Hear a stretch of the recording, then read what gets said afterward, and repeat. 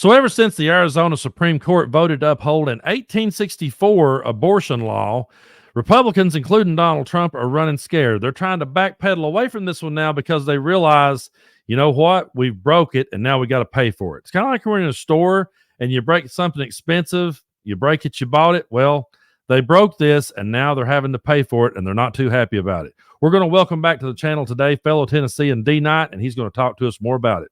Arizona Supreme Court just moved forward with a near total ban on abortion. Given your role, the Senate Republicans' role in confirming 3 justices overturned Roe, are you concerned about voter backlash on this issue?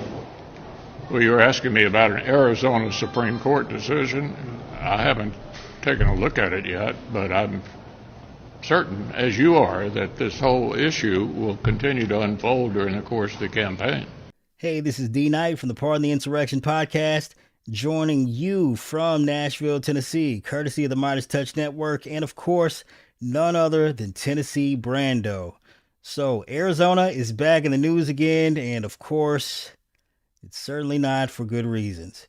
So, the Arizona Supreme Court just ruled that a state law that effectively bans almost all abortions, a law that's been on the books since the 1860s. Yes, you heard that right, 1860s. It is still enforceable. That law makes it a felony for anyone who performs or helps a woman obtain an abortion. And this is literally one day after former president and current 2024 presidential candidate Donald Trump took credit for repealing Roe v. Wade and saying that abortion should be left to the states. Many people have asked me what my position is on abortion and abortion rights, especially since I was proudly the person responsible for the ending of something that all legal scholars, both sides, wanted and, in fact, demanded be ended. Roe v. Wade. They wanted it ended. It must be remembered that the Democrats are the radical ones on this position because they support abortion up to and even beyond the 9th month. The concept of having an abortion in the later months and even execution after birth, and that's exactly what it is. The baby is born, the baby is executed after birth, is unacceptable, and almost everyone agrees with that. My view is now that we have abortion where everybody wanted it from a legal standpoint, the states will determine by vote or legislation or perhaps both, and whatever they decide must be the law of the land, in this case, the law of the state. Many states will be different. Many will have a different number of weeks, or some will have more conservative than others, and that's what they will be. At the end of the day, this is all about the will of the people. While falsely claiming the Democrats also wanted Roe v. Wade repealed, it's actually one of the most unpopular modern Supreme Court decisions in history. He also didn't manage to say whether or not he would institute a national ban if reelected. But, let's all be honest with ourselves. Who are we kidding? He absolutely would. Arizona, who won't even roll back the clock for daylight savings, just rolled back the clock on women's rights to a time where young girls, even at the age of 10, could be married to adult men, and women of any age weren't even allowed to vote. Maybe that's the period of time that they're romanticizing when they say they want to make America great again. Or I guess in former President Trump's case, we want to make America great again. Despite whatever the former candidate for governor, Kari Lake, says about her opposition to the decision made by Arizona Supreme Court in the 2022 debate, she said, you guessed it, the exact opposite. Kari, we'll start with you on this one. The new law banning abortion, the new law banning abortion in Arizona after 15 weeks. There's that law, and there's a territorial era law which bans all abortion. Zippo, over. Which law do you think should take effect? My personal belief is that all life matters, all life counts, and all life is precious, and I don't believe in abortion. I think the older law is going to go into effect. That's what I believe will happen. Okay, but you approve of that? At conception? I believe life begins at conception. Okay, what do we do about abortion pills? What do we do about... I don't think abortion pills should be legal. That's a very not in Arizona. This decision by the Arizona Supreme Court comes right alongside abortion rights advocacy groups, try saying that 3 times real fast, filing a ballot measure that would allow citizens to vote to enshrine the right to abortion access directly into the Arizona state constitution. This measure would protect access to abortion all the way up to 24 weeks. These groups already collected the 384,000 valid signatures required by July to get the measure on the ballot in time for the November election. Also, former Arizona Governor Ducey previously signed a bill restricting access to abortion in the state beyond 15 weeks. That law, despite this decision, will remain into effect until at least late May, after which anyone scheduled to get the procedure will be unable to have those procedures performed. And after the ruling came down, former Governor Ducey said on Twitter, yes, we're still calling it that, although in my personal opinion, I find referring to it as Twix. You know, if you combine Twitter and X, you get Twix. I'm more of a left Twix. That aside, former Governor Ducey said on Twitter that the ruling was, quote, not the outcome I would have preferred, and instead asked lawmakers to, quote, heed the will of the people and address this issue with a policy that is workable and reflective of our electorate. It's funny he says that because a Public Religion Research Institute survey of last year showed that a whopping 62%, yes, you heard that correctly, 62% of the residents in Arizona thought that abortion access should be legal in all, if not most cases. That means that Ducey himself did not even heed the will of the people in passing a 15-week abortion restriction. Most of the justices appointed to the state Supreme Court by Ducey did, in fact, vote in favor of allowing the post-Civil War era law to go into effect, also not heeding the will of the people.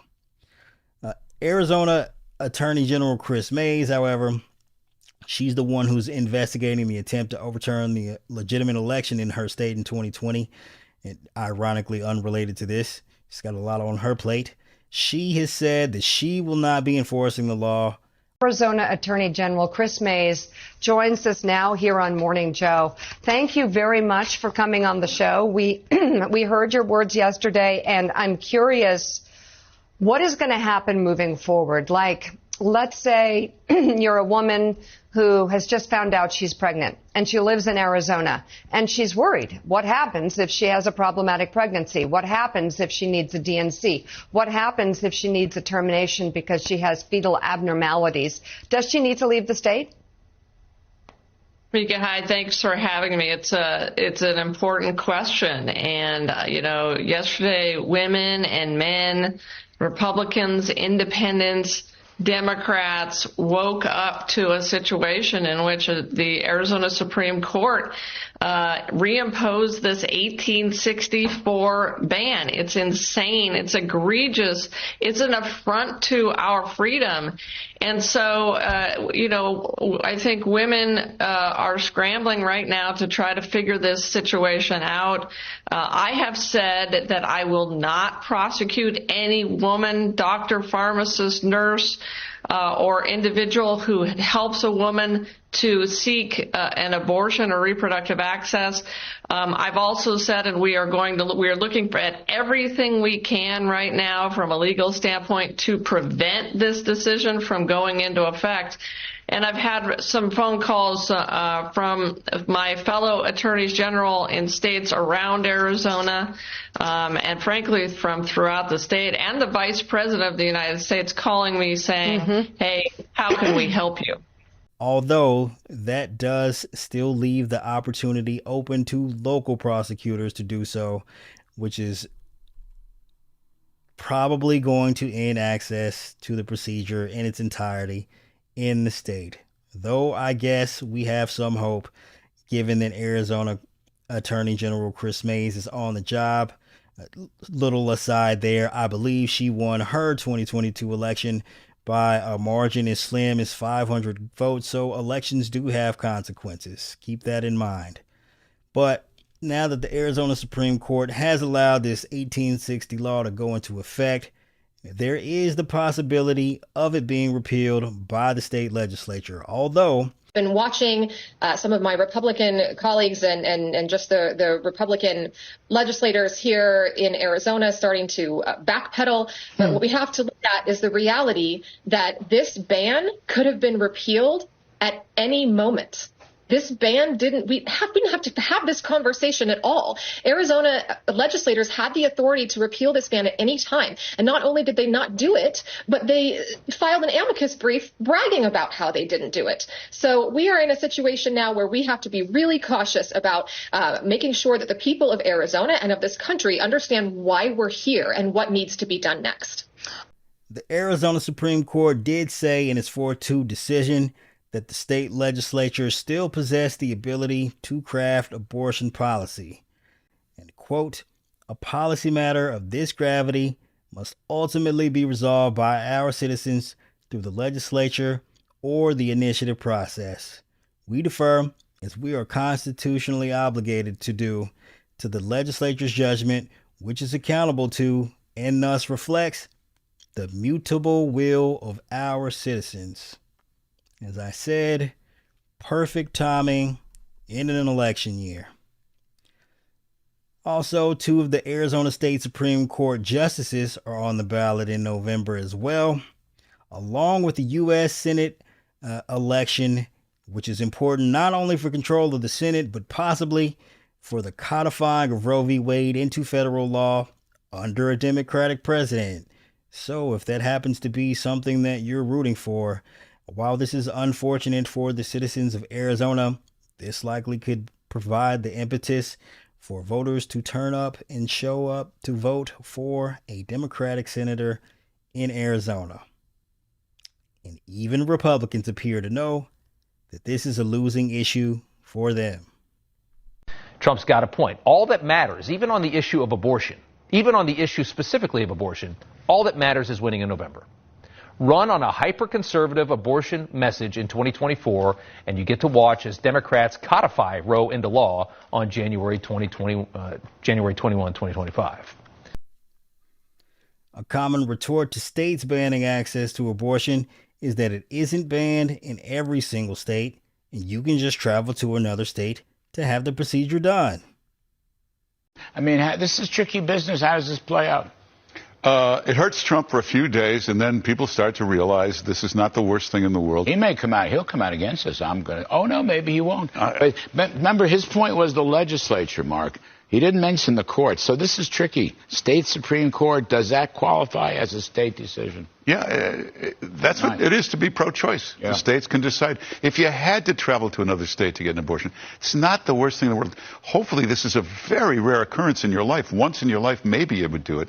Buying a bus ticket to go somewhere to get it is not the worst thing in the world.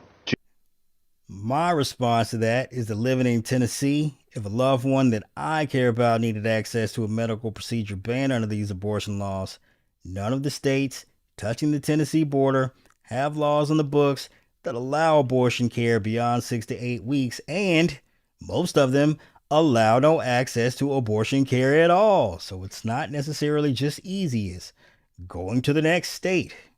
Perhaps you can take off as much time as you need and catch a flight across the country, because that's totally efficient in a situation where you need emergency health care. Also of note, a number of these states are already attempting to make it illegal to cross state lines in order to seek an abortion because, of course, states' rights, right up until people want to escape your handmaid's tale of a state. And I'm sure you're thinking, if you don't live in Arizona, you're like, hey, these developments, very unfortunate. Sorry for the people in Arizona. What does this have to do with me?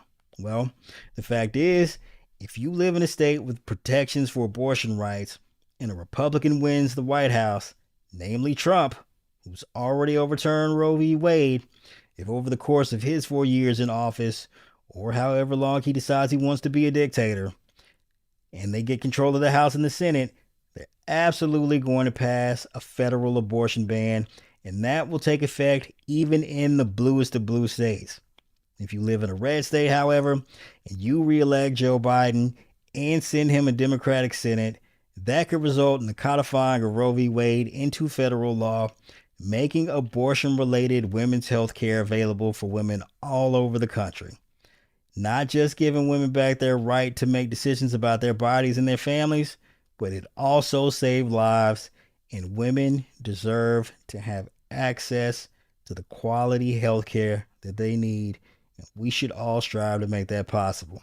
And with that said, I hope that, like me, you'll be showing up in November to cast your vote for Joe Biden, and hopefully, even with the proof laid bare to you by Arizona Attorney General Chris Mays, who only won her election by 500 votes, that should be evidence to you that every single vote matters, and yours can make all the difference. Also, don't forget to hit the like button, make sure you subscribe, and leave your thoughts below. And if you enjoyed this particular video, you can find me on my personal podcast, Pardon the Insurrection, available everywhere podcasts are found, also on YouTube. And I hope you all have a wonderful rest of your day.